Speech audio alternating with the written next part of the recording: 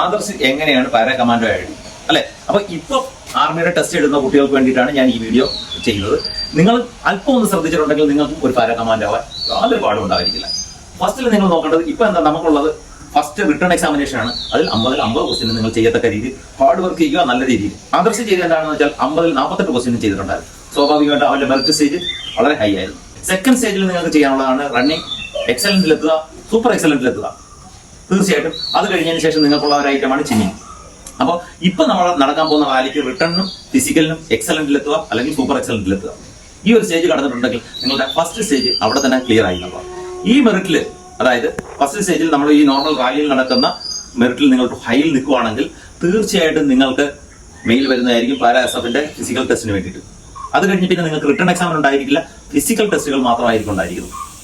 അപ്പോൾ അതിനുശേഷം വീണ്ടും ഒരു പ്രൊസീജിയർ ഉണ്ടായിരിക്കും. അതിനെ പറ്റിയുള്ള വീഡിയോ ഇന്ന് വൈകിട്ട് നമ്മൾ അപ്ലോഡ് ചെയ്യുന്നതായിരിക്കും. അപ്പോൾ നിങ്ങൾ ഒരിക്കൽ കൂടി എടുക്കുക. ഇപ്പം നിങ്ങൾ ചെയ്യേണ്ടത് നല്ലതായിട്ട് രീതിയിൽ റിട്ടേൺ എക്സാമിനെ ഫോക്കസ് ചെയ്യുക. അതിനോടൊപ്പം തന്നെ ചെറിയ രീതിയിലെങ്കിലും ഫിസിക്കൽ ആക്ടിവിറ്റീസ് കൊണ്ടുവരിക. ഓക്കെ, അടുത്ത വീഡിയോയ്ക്ക് വേണ്ടിയിട്ട് വൈകിട്ട് 6 മണിക്ക് തന്നെ നമ്മൾ കൃത്യമായിട്ട് ഡീറ്റെയിൽ ആയിട്ട് നിങ്ങൾക്ക് അപ്ലോഡ് ചെയ്ത് തരുന്നതായിരിക്കും. എല്ലാവരും വെയിറ്റ് ചെയ്യുക, കാണുക, നല്ല രീതിയിൽ പഠിക്കുക. ജയ് ഹിന്ദ്.